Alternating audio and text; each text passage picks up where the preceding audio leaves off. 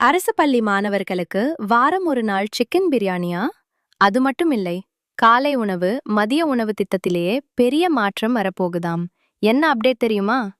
தமிழ்நாடு பள்ளிக்கல்வி அமைச்சர் ராஜ்மோகன் அரசு பள்ளி மாணவர்களுக்கு வாரம் ஒரு நாள் சிக்கன் பிரியாணி வழங்கலாம்னு ஒரு பரிந்துரைய முதல்வர் விஜய் கிட்ட வச்சிருக்கதா தெரிவிச்சிருக்காரு. ஆனா இது இறுதி முடிவு இல்ல. பல துறைகள் சம்பந்தப்பட்ட விஷயம் என்பதால முதல்வர் இத பரிசீலனையில வச்சிருக்காரு. இதோட மட்டும் இல்லாம தற்போது காலை உணவு திட்டத்தில மாற்றம் செய்ய அரசு ஆலோசித்து வருது. ரவை உப்புமா, கோதுமை உப்புமா போன்ற மெனுக்களுக்கு பதிலா இன்னும் சத்தான, சுவையான உணவுகளை சேர்க்கும் திட்டம் இருப்பதாக தகவல்கள் வெளியாகிது.